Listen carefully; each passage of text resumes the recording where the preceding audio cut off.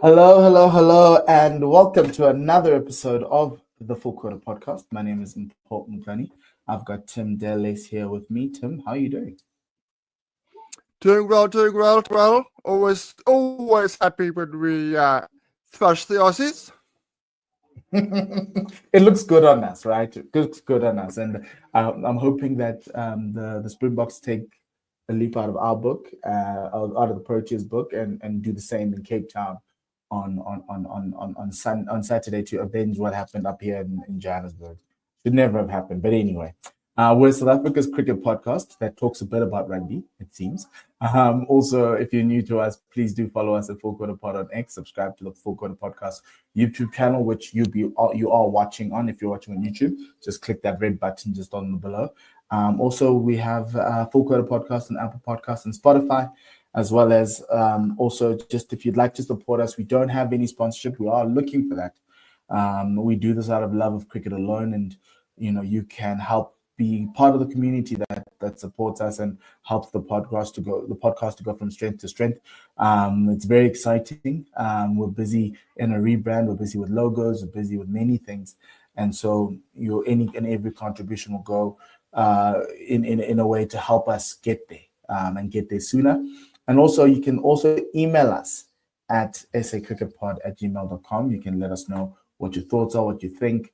And yeah, if you disagree with us, also just send through comments on YouTube, on X. We do well to respond. And so really awesome from that vantage point. Thank you very much to everyone who supported us before. And so yeah, thank you. Yeah. Now let's talk about beating Australia or thrashing them. The title of this podcast that I thought was King Kesh leads the Proteas to a dominant ODI win. There's a lot of apologies that need to go to Keshave from all of us, not including ourselves here. We were like, maybe he shouldn't be SA Cricketer of the Year. Well, he started his back-to-back campaign really nicely with 5 wickets against Australia and looking like the best bowler in the ODI side. In that game, South Africa won by, I think, 98 runs. Batting first in Cairns. And so, we're just going to be doing a review of that game. Tim, high-level thoughts on that game. What did you think of the performance from the boys?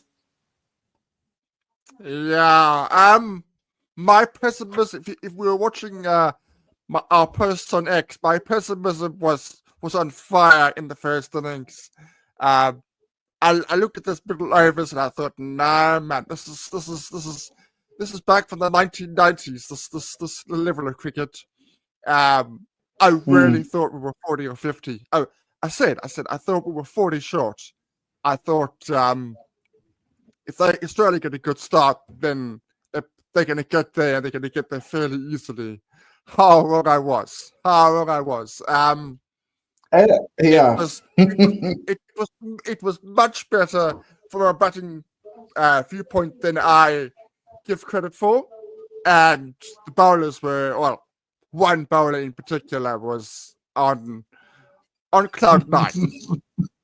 Oh my word! Oh yes, he was. What I didn't think this pitch was going to turn. I thought it'll be you'd get a little bit more dew like you were getting. I don't know whether in Darwin at night, and it become a factor in all of this. And so I thought with Australia winning the toss and choosing to bowl first, I kind of felt that again, this is one of those situations where the team that bowls second is the one that's going to lose this game because you would have 0 to no control of the ball. If you look at that game in Cairns, the amount of the full tosses that were being bowled, the beamers that were being bowled because the ball was wet. I was worried about that, and then I was like, from a spinning perspective, I don't think you're going to get much from a wicket that's collecting moisture. Obviously, being exposed, right, and obviously having a lot of traffic, you thought maybe the spinners would come through, but clearly. Keshave coming through and showing that he's the best spinner in the world, which after this game he is. So don't fight us. Just go to the ICC log and see best ODI spinner in the world, Keshave Maharaj, or bowler in the world actually, Keshave Maharaj. Let's start with the batting. The Twitter timeline was filled with strike rate is too low, Timber's putting people into trouble. um, and all of that.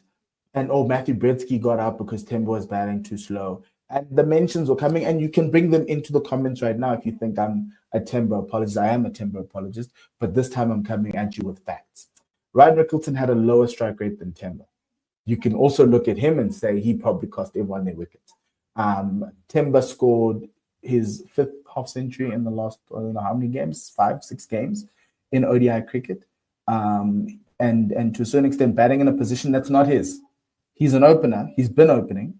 He averages the least at number 3, but he's doing it for the team, right? So that's another context thing. But fundamentally, Tim, when I looked at it, right, I loved Aiden. I thought he batted really well. It's always funny that he gets up to some of the dumbest balls in the world. And there's nothing I can do about it. But it's or anybody can do about it. But I feel for him because he looked like he was going to score a big daddy time, 150, close to 200. I was like, today's the day. We've been breaking records all summer. Here's another one trying to get to 200. It didn't happen, but Aiden's got it in him. He might do it in England. Just be careful. Just watch the space. But I love him as an opener. I think he's great, and I get that. Ryan couldn't find the middle of a bat. And if there's someone to look at, it's him in terms of just performances, but you can see he's not getting out, and that for me is the underlying thing. Ryan's not getting out. He's okay, and I'm happy with that. Even though he's not finding the middle of the bat, he's not getting out, and he's scoring runs. He's moving the strike. Like a strike rate of under 80 is something we need to question, but yeah. Then the Timber Brigade came, said no. Throughout his entire innings, he was striking at under 80, and then all of a sudden towards the back end he pushed up. The only problem that I had with the way we built the batting innings, right? Outside of the fact that we lost 3 wickets in a row, the middle order did not give us anything. 5, 6, and 7 gave us nothing, right? Or 5, we lost 3 wickets in a row. So it's Bretsky, 4, 5, and 6 in a row in like 6 balls, right? That's the one thing that I had an issue with because it stifled the ability to then go in over 35 to take this total from 300 to 320, 350. Batting with wickets in hand with 8 wickets in hand around over 32, 35. I thought Timber and Bretsky could have been a little bit more aggressive, but the key thing there is to try and reserve wickets. I think for me, the key outlook for ODI cricket is if I've got wickets between over 30 and over 40, I need to give myself enough to get to the end. We did have enough, and once Bretsky went out in over 39 or 40, you found yourself at 41. You found yourself in a situation where Stubbs felt he needed to head out, and they could have given himself time. Brevis did the same thing and found himself in trouble. And then your little crescendo that you're hoping for, that little fireworks show, doesn't happen. But they did well in overs 40 to 50 to put down 75 runs that gets us to 298. And I thought in ODI cricket, that's a competitive score. Any score above 300, you bring your bowlers into the game. And what we know about South Africa is we've got above average bowling. I'm only asking for consistency. And if my top 3 can give me that like top 4 can give me that type of a 223 for 2 type of innings, be it at over 40 or be it I'd like it to be at over 35 in some ODIs, that gives you a chance of getting a big score. Because I don't think you'll ever get another time where you lose 3 wickets in 6 balls. That's an anomaly. So I take that out. But from a consistency perspective, my top 4 is actually in form. Bretsky batted well, Aiden batted well, Timber batted well, and to a certain extent, Ricks kept the partnership going. Right, you know, the currency in ODIs early on is wickets, and not necessarily runs. The currency in ODIs is actually wickets. If you have wickets in hand, you can do quite a lot of things. And so for me, I was happy with the batting. I didn't think it was. I think we're 20 runs short, if we're being honest, but we put down a total close to 300, which in previous generations of South African ODI cricket, this would have been a problem. We would have struggled. If we got to 300, limping over the line, but limping without two key resources. That was Stubbs and Brevis. And if you add those 2, you're looking at 330, 350, maybe even 400 if they strike hot on a good day like Brevis can. So I was largely happy with the batting. What did you think, Tim? I was happy outside of overs 25 to 40, maybe 25 to 38. That little period did annoy me at the time. It annoyed me after the innings, and it annoyed me at the time. Those slow overs were a team miscalculation, not a personnel miscalculation, a team miscalculation, because they were two in that partnership, as you quite rightly point out. It wasn't one individual; it was a team effort in terms of going about it. The way that Stubbs and Brevis went about it, that said to me, that was a message. That was, in my mind, that was Trickery going, we are way short of where we need to be. This wicket is flat. We need to be much further ahead than we are.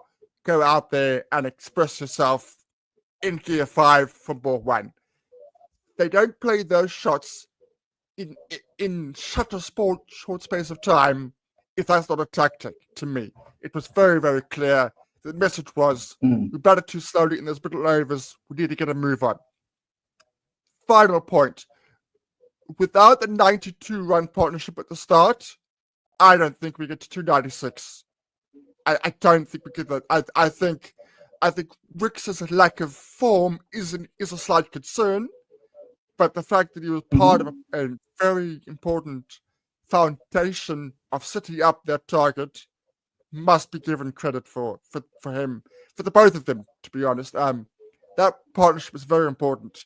And the final thing, 2027, Timber's going to open the batting in one-day cricket, the World Cup. You've heard it here first. That's what's going to happen. That's what should happen who's batting in my three? mind.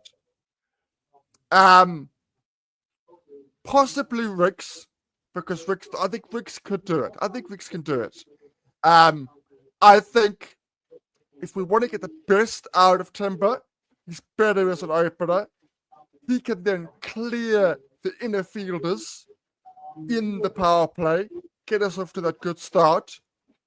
And I don't want Timber 30 to 50.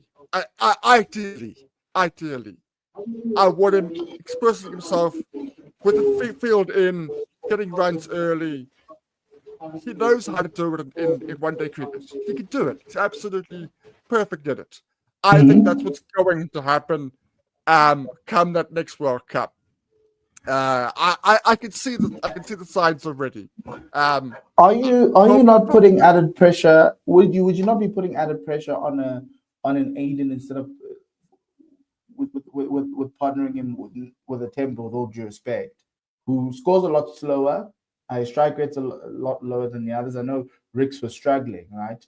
Because that's the argument everyone else is having, right? Everyone's like, no, Temple can't bat at 3 because he's putting pressure on other batters at 4, 5, and 6 to kind of strike because he's busy nudging and nurdling, not hitting a lot of boundaries. Whereas if he opens in the power play where you want boundaries and you want quick scoring, does that not affect Aiden? Does that not force Aiden to be a little bit more aggressive than we'd want him to be? I know the answer to this question. I just want you for the people. Yeah. So the people, because there are people who want him out the team. The answer is no. Yeah. The people who think the people who think he cost Gretzky his wicket. The answer is also no. The people think he cost Brevis and Stubbs his wicket. The answer is also no. So let's just close this thing out, because I think you've explained it well, that Timber bats well in the power play largely because he can clear the ground a lot easier because the fielders are in. But does that not put pressure on an Aiden if Timber starts a little bit slower? I don't think so. Particularly if we have the firepower that we are going to have at 3, 4, 5, and 6, in my opinion. I think our 3, 4, 5, and 6 are going to be right up there with the best in the world, with the Englands and the Indias of this world. I genuinely believe that and they you are. Add Miller to this, and you add Miller to the setup. It makes a huge amount of difference. Where do you want? Don't you want the best from all of your players? You do. This whole point of let's bring Miller up because he's batting so well. let's bring him up so he can face more deliveries. He will be less effective. I guarantee it. He'll be less effective. He is incredibly effective where he is. Temba will be more effective if he opens the batting than where he is at the moment, in my opinion. That's to me. That's not a Yes. It's very, very The clear. way, And I think the way I see we'll it, say, yeah. But look, the way I see it is exactly the way you see it, right? I think ODI cricket's a little bit too long for you to have guys who are constantly chasing 100 strike rate and guys who are constantly chasing boundaries and sixes. You know, you need to kind of split it into two sections, right? The first section is at the top in the power play. Yes, you want, you know, power hitters at the top to kind of take advantage of the field being in, just like how Australia have hit, and I don't know who, and Mitchell Marsh, right? I get it, right? And if you get off to a good start, it works. But what Timber's great in the power play is his strike rotation enables the higher strike rate batter to be able to take advantage. And that's what I also kind of liked about the overs 20 to 38 was he gave Britsky opportunities to be a little bit aggressive by giving him the strike. What Britsky did was he returned the strike back to him, right?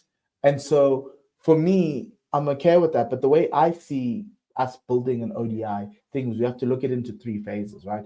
The first 20 overs, which includes the power play, and that those 10 overs, those 5 to 10 overs after the power play. Then you've got from over 20 to 30 to 32, and then from over 32 onwards. And those are the last 18. And what South Africa needs to do, and this goes back to Russell Domingo cricket in 2015, but I think it works. If you can ensure that by over 32, you've only lost 3 wickets and you're hanging around 200, you have the ability to double the score from there, right? That gets you to 400, 380, 400, 360, 400 on any pitch. Obviously, if the pitch is a little spicy for the bowlers, you just need to keep yourself in. But the currency in ODI cricket that I've said already is wickets. It's not runs. In T20 cricket, it's the other way around. It's runs. We don't care about wickets because you should have guys who can bat all the way up to probably even number 9 or 8, whatever it is. In ODI cricket, you've got 6 batters. You need to build an innings, and you need to split it into 3 parts. And the first part is don't lose wickets, consolidate, take advantage of the power play, and try to rotate as much as possible to get you to a rolling start. You have to if you think about it, it's like pushing a boulder down a hill. You have to get it to a rolling start. Once it's gone on the rolling start, then you can start, getting the momentum. So you need a great momentum starter, and Temba is the great momentum starter because he knows how to find singles and fours and pierce the field in the power play. And he did that at the Champions Trophy in spades, and that's the reason why he's here.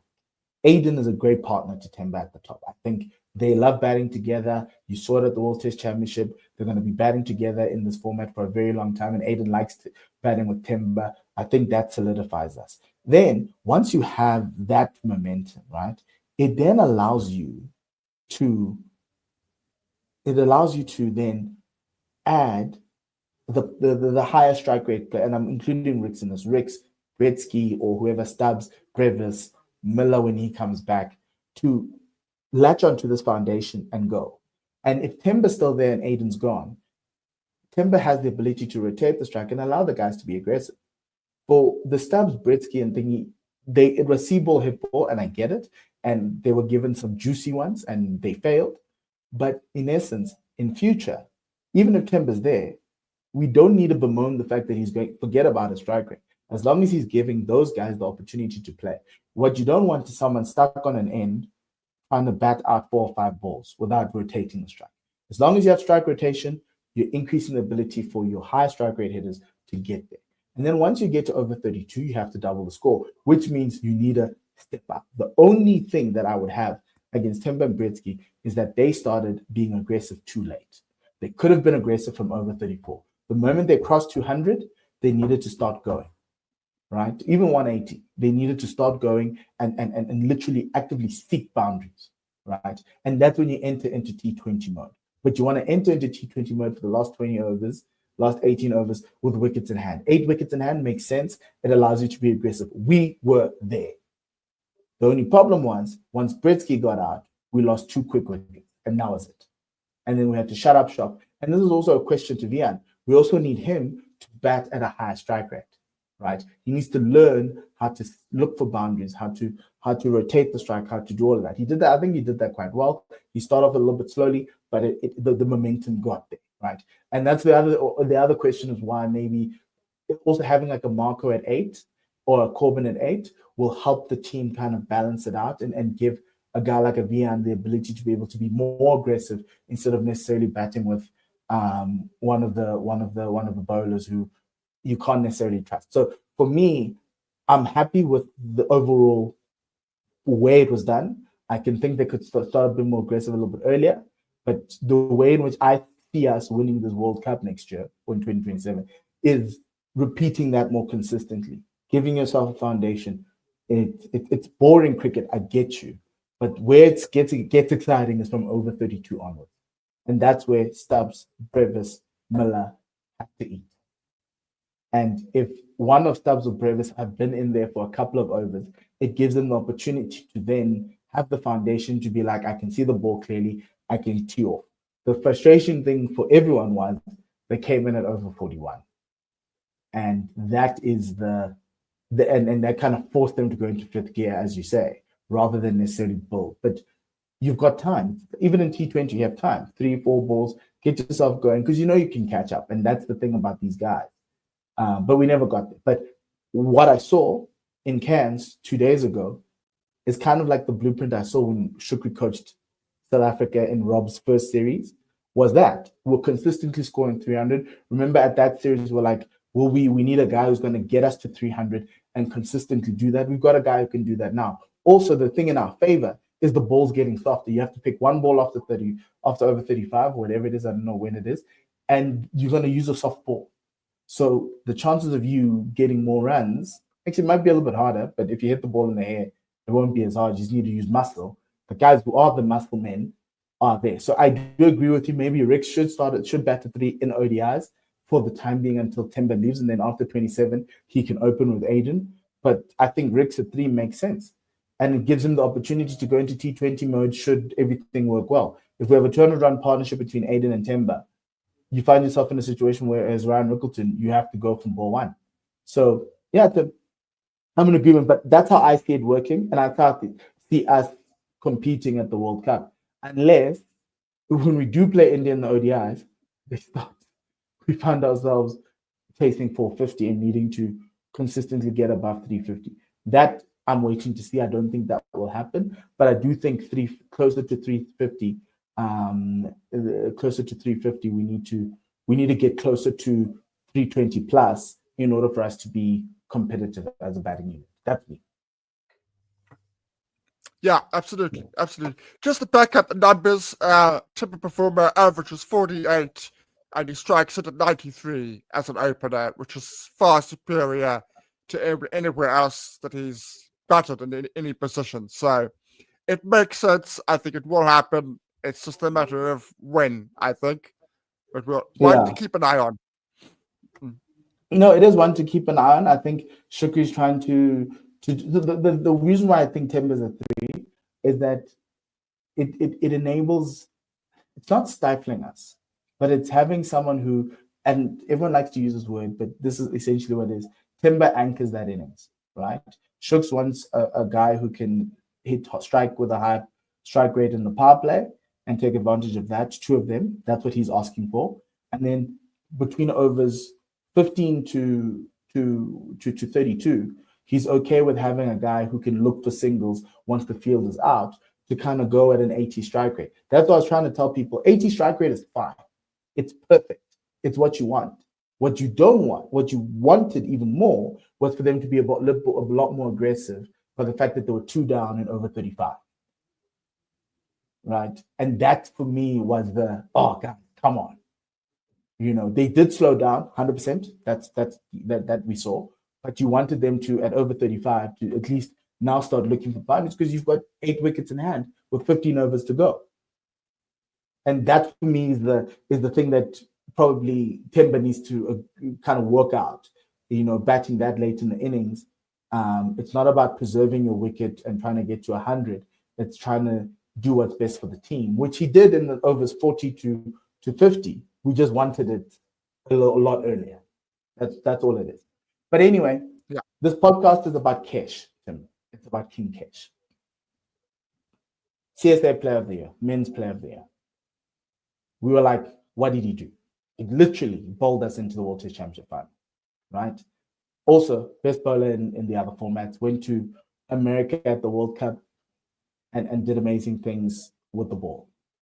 He arrives in Cairns because he wasn't selected for the T20, even though he said he wants to be part of the T20 thing. Kesh, if I'm you, between England and Pakistan, get some batting practice in, some power hitting dude. Like, honestly, like, you are too important to us with the ball that you can't be left out because of a T20 side because you can't bat. But anyway, Kesh arrives in Australia. He saw the two spinners from Australia trying to hold Timber and Britsky back. And Kesh was like, hold my orange juice, because he can't drink. We respect that. He doesn't drink. Hold my orange juice. Watch me. And Kesh gave us a spell of something we've never seen before. 5 wickets in no time. After Australia looked like they were going to win the game in over 35. They are 60 without loss. Travis Head's looking good. Mitch Marsh is looking good. And Kesh proceeds to light up the show. The ball was turning a lot more than the guys in the morning, in the afternoon. And he lit up Cairns. And it's also the place where he made his debut. And I've never seen a Kesh. Look, there's some incredible Kesh spells with the ball in Test match cricket. But I haven't seen a spell like this, where he takes 5 in a clump and effectively, in the space of 3-4 overs, in the space of five bowling overs of his, kills the game. He literally killed the game. Our fast bowlers weren't effective on this pitch. Too flat, as you say, Tim, and it was just a Kesh show. And then after that, the fast bowlers came back, cleaned up the tail, and well done. But how good was that? And also, is that Kesh letting you know that he's going to be back-to-back CSA Player of the Year, knowing we're going to Pakistan and India at the end of the year? Yeah, at 60 without loss after 7 overs, my worst thoughts were arising. I said at the halftime mark, yeah, if they get a good start, then it's curtains for us. It's there's no KG's out for the series.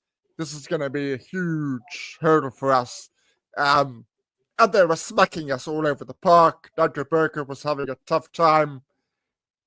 But Kesh always does something. Kesh is Mr. Reliable within the side. When you want a wicket, you bring Kesh on.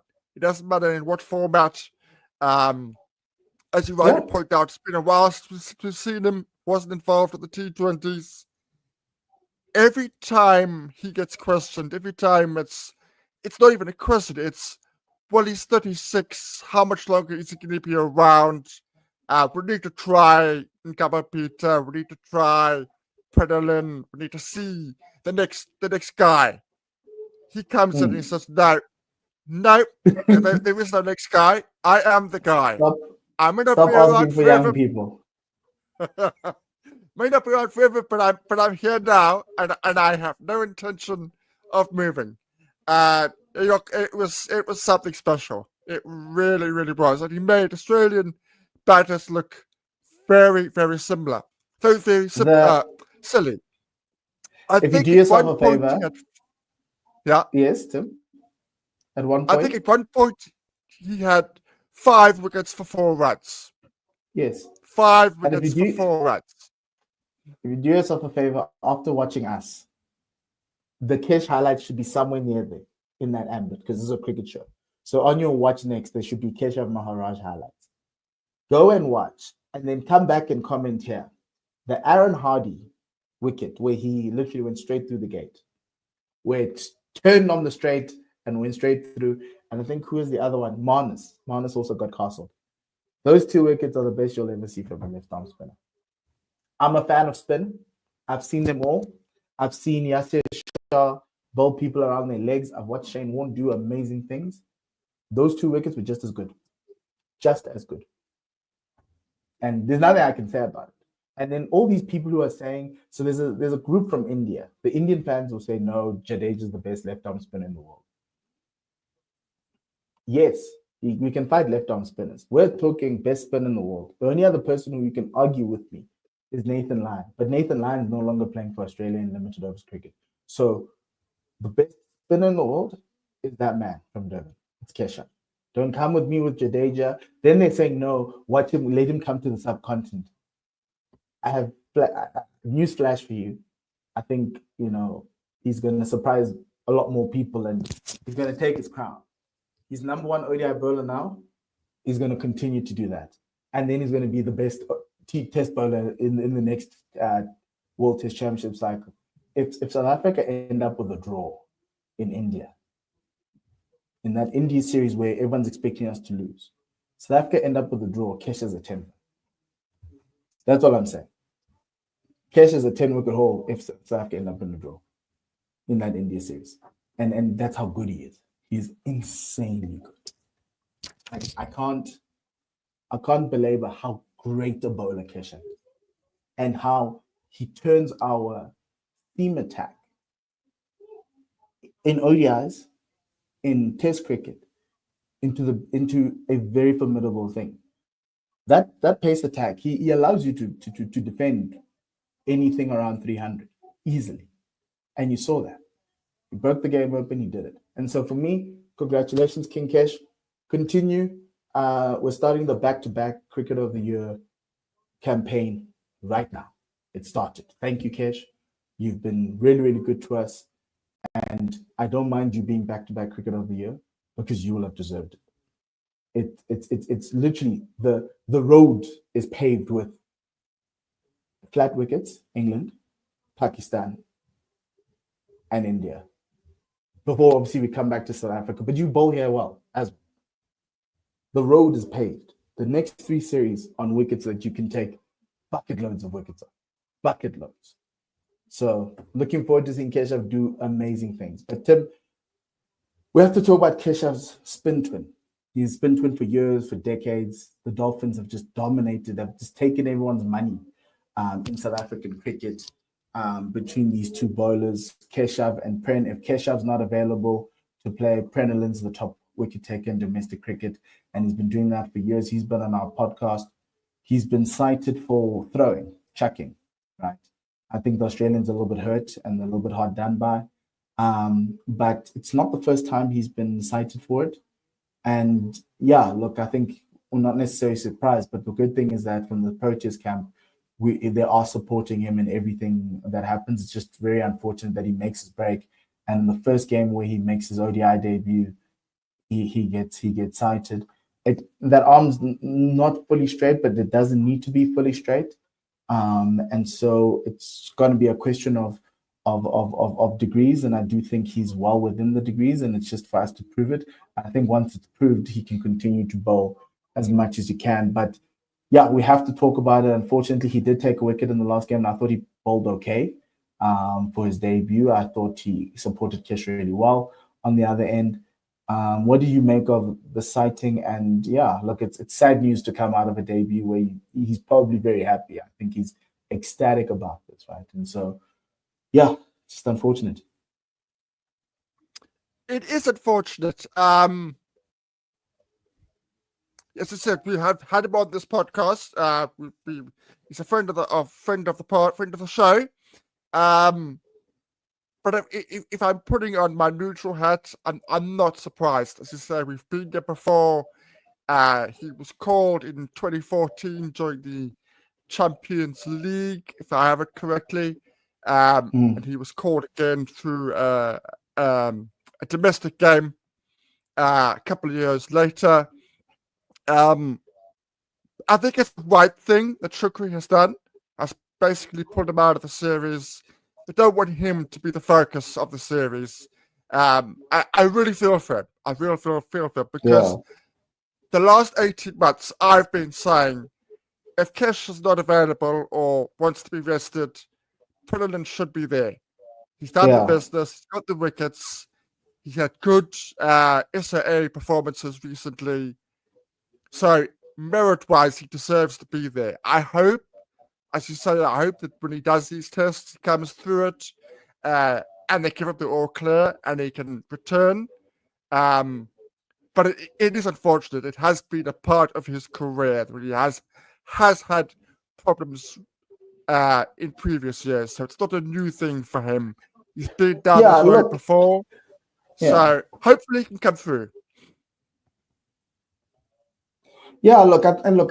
He's been bowling for over 15 years at this professional level, and so what you don't want is for them to try and change his action to straighten him out. Yes, he's playing with the line. But many bowlers have played with the line. Murali, Saklane, heck, even Bumrah's playing with the line to a certain extent. And so the question obviously is it acceptable? And I think it has, because there's a body of evidence based on previous citations that it has been acceptable. And yeah, you just have to live with it. It's one of those situations where he'll get his letter, and whenever people complain, they'll be like, but he's always been within this. And Australia complained and all of this. But it's just Australia looking for something. And yeah, look, it does look like it, but he's not the first cricketer to have a not so straight arm. That for me is something that yeah. So yeah, outside of that, the fast bowlers. What do you make of them? We had Lungi, we had Vian, and we had who was because Kagiso's injured with inflammation. Who was the other bowler? Nandre Berger. Yes. You would have thought on a pitch like that, Nandre Berger would have done a little bit more, especially with a lot of pace, but it just came on very nicely to him. To a certain extent, that pitch was like a sponge, right? You bowl as hard as you can, but the ball's not coming out as hard. It comes out a lot slower, and it kind of worked. The moment you took pace off the ball was when things started happening. And you saw that in the back end. But obviously, without Kesh, we'd have been talking a different podcast right now. We'd be wondering what we needed to do to improve for the second ODI tomorrow on Friday. So, yeah, look, it was a mid performance, an average performance, but I would say they did come back towards the end and, got a couple here and there to bowl Australia out. But I'm a little worried, Tim, about our fast bowlers without Kagiso. What say you? I am a little bit worried, but as I said of the T20s, as much as I was disappointed to lose the final in the way that we did, if we lose the series, if we're going to lose the next two games, obviously the manner of the loss is going to be important. But let's just say they are very, very close games and they go down to the last couple of overs of the match. I will go, you know what? We learned X, Y, and Z. That's valuable lessons learned going to what are going to be more important things. I would like us to win, but it does concern me. What I did find interesting was, and I do think it was genuine. I could not stand the TV commentary.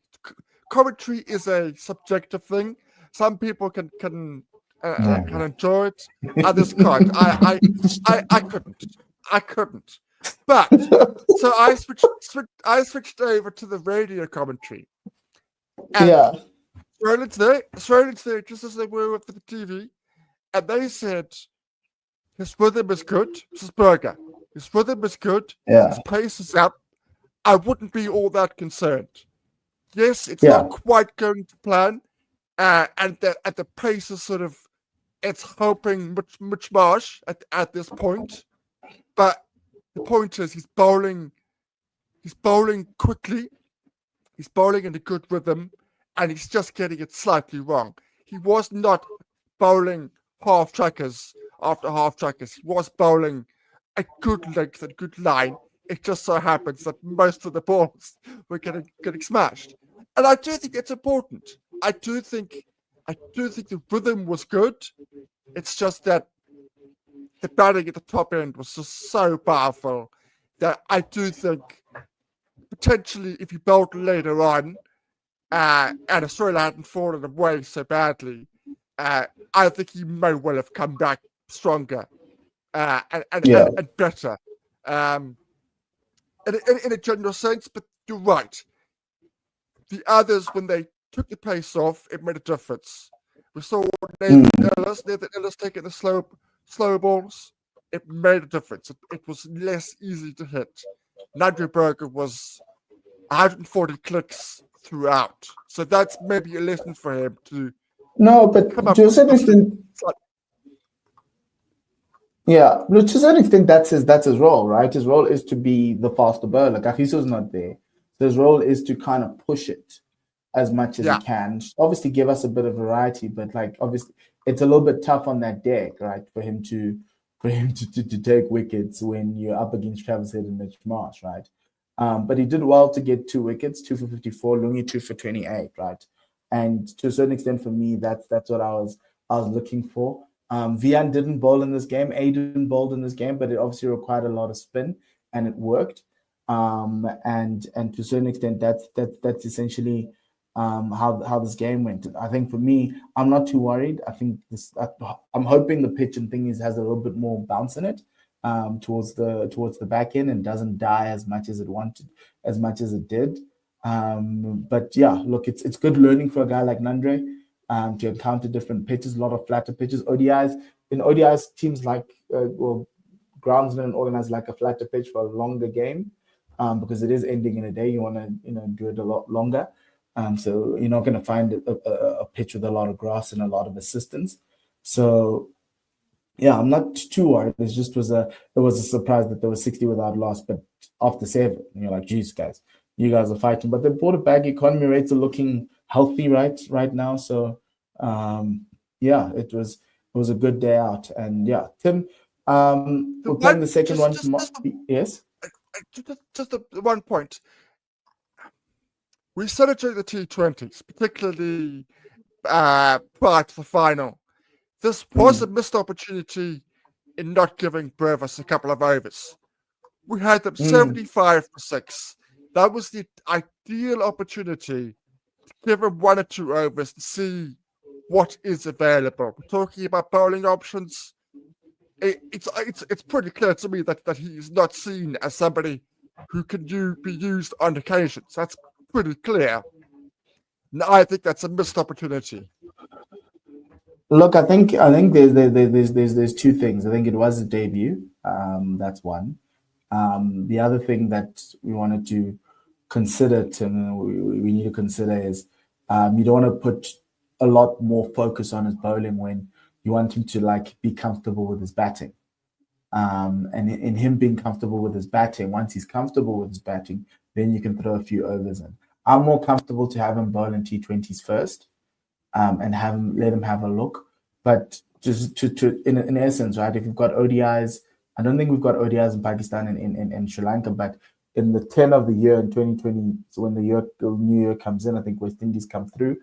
I'll give him a few overs then. I just want him to be comfortable in his role as a bowler, because what you don't want is for him to think that he also needs to improve on his bowling and work on that. I'd rather him work on solidifying his batting without worrying about him having to bowl a few overs at the nets after. Like, yes, he can, and I'm sure he does, right? But I don't want him to hone that part of his game just yet, right? Similar to what I want of Vian. Vian comes with both, but for Vian's practice, it must be 60% batting, 40% both, right? It's hard to do that, but you don't want him to think he's an all-rounder, right? Similar to what Aiden does. Aiden comes in if I need him, right? And it's always 1 over 2. You want to get Devalt comfortable in that 1 over 2, but not now, right? Yes, look into the World Cup in 2027. He's going to have to bowl a few overs, but I don't need him now to do that, especially when I've got a spinner in Keshave who turns it the same way he does and is doing an incredible job right now. So let the batters be the batters, let the bowlers be the bowlers, and then let Devalt just be comfortable. You can work on it in practice, you can do stuff. As long as Devalt is there, it's break in case of emergency. But I do think, it was a bit of a missed opportunity, but I don't want Devalt thinking about leg spin bowling right now. It must be one of those things where, in those test matches where we're getting tonked, and Smith looks at Mark and is like, "Ish, Mark, do you want to roll a few?" That type of vibe. Not a situation where but I do. So here's the thing: if we were getting smacked and they were 180-0, I'd bowl breaths. I'd be like, "Hey, dude, have a go." So for me, it's the other way around. I don't want him thinking that he's an option. That's the way I want it. Just like, look, I get it. What I get it. Yeah. Makes sense. Makes sense.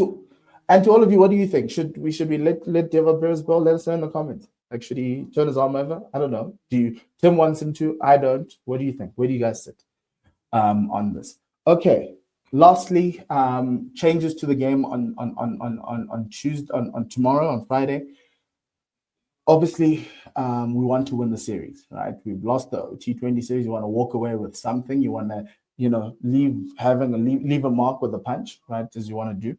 Are you rolling out the same team, or are you making changes? Well, we have to make one change. That's going to be forced. So, yes, Subrayen is out. Yeah, Subrayen comes out. I suppose they're probably going to want to play the two spinners, because up north it does seem to be suiting more the two spinner campaign. So Sen would probably come in. Outside of that, no, I don't think I would be making any changes. Sen would just come in for Fridolin, and that would be it. Yeah. And if you need an off spinner. And then if we win, I'll play Corbin in the final one. If we win this one, yeah. So Sen gets his debut tomorrow. Good, yeah. Hopefully, hopefully, congratulations to him. We don't know anything about the starting 11, but yeah, Sen's living his best life right now. Like we said, come on the 4-quarter part, things happen. That's what it is. We've got a little bit of magic dust there, right? So yeah, I agree with you for that one, depending on it. But if it's a little bit of a quicker track, I wouldn't mind giving Corbin a go. Just for the batting, but I know Shukri wouldn't do that just for the batting. But Corbin is a capable bowler anyway, as a third option, right? So but it'd be really nice to have Sen in there or Corbin, largely because your number 8 can bat too. Your number 8 scored half centuries in one-day cup games, and they normally bat higher anyway in one-day cup games. So they would be comfortable coming in at 8 and being able to support a senior batter or work it out with the tail and try to be a little bit more aggressive. So I think that's a good plan in terms of working through the Prenlin Subrayen exit there. Now, one last thing before we go. Today at the CSA offices, the local organizing committee board was announced for the World Cup in 2027. It happened a couple of hours ago at CSA's offices, and these are the positions and the people who will be on. So congratulations today. I'd say 2 claps are appropriate, Tim, but we're not in school anymore, so that's fine. We can say the local organizing board chairman is Trevor Manuel, who's also chairman of Old Mutual, and what he's done is he's a former minister, so really, really good appointment there. Vuyo Jachana is currently also on, I think he's on the CSA board. So too is Mr. Yunus Bobat, as well as Herman Bosman.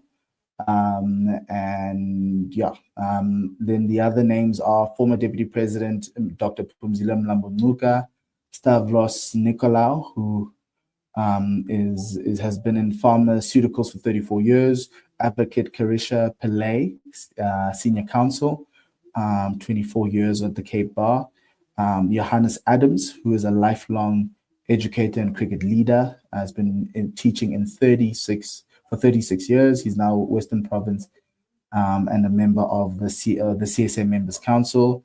Nomfanelo Magwenchu, who was the CEO of the 2010 FIFA World Cup as well. Advocate Philip October, Ravi Naidu, who's a former CSA president, And then you also got Ms. Unati Chotwana, who is a public admin and political strategist. And then members of CSA's management who will be joining the board are Poleti Maseki, the Chief Financial Officer, Chart Van der Walt, as well as Public Relations Executive, Francis Shinners. So congratulations to everybody. And yeah, we wish them all the best in their endeavors. And hopefully we have a great World Cup. All I'm asking for is, actually, no. Let's see. I've got some venues I'd like, but that's just for me. So let's see what they're going to do. All I'm saying is Potch is a great venue to have games, by the way. Very, very lovely venue for ODI, I think. Just putting it out there. I'm okay with that. That's right for me. Yeah. All good. Yeah, look, so yeah, Tim, any final words before the second ODI? No. Hopefully we win, because last weekend was a tough one for South African sports. So it would be nice to start the weekend with a win. Let's put it that way. Let's leave it at that. Yes, I know. It would be nice to start the weekend with the win. Good luck to the Proteas in their second ODI. Hopefully we let's close this series up now. Let's not have another decider. We've got 2 shots at the cherry, so please do make it on the first. Good luck to the boys, and yeah, enjoy the cricket tomorrow, starting at 6:30 in the morning. So get there, get early, get in front of the couch, and spend the day, with your laptop on your lap, working and watching cricket all day. That's a beautiful Sunday or Friday, and then yeah, enjoy the weekend, everyone. Enjoy the rugby. And we'll be back next week talking cricket again on Monday. And then after that, who God knows. That's why you need to like and subscribe. Remember, follow us at 4 Quarter Pod on X. Subscribe to the YouTube channel if you haven't done that already. Apple Podcast and Spotify at 4 Quarter Pod if you just want to drive around and listen to us and argue with us in your car. That's great too. And then also, please remember, we do not have sponsorship. We do this for love of cricket alone. If you'd like to support us, please, you can do so at buymeacoffee.com/4 Quarter Pod. From myself and Tim, it's good luck to the Proteas. Goodbye and lesale kakahiso.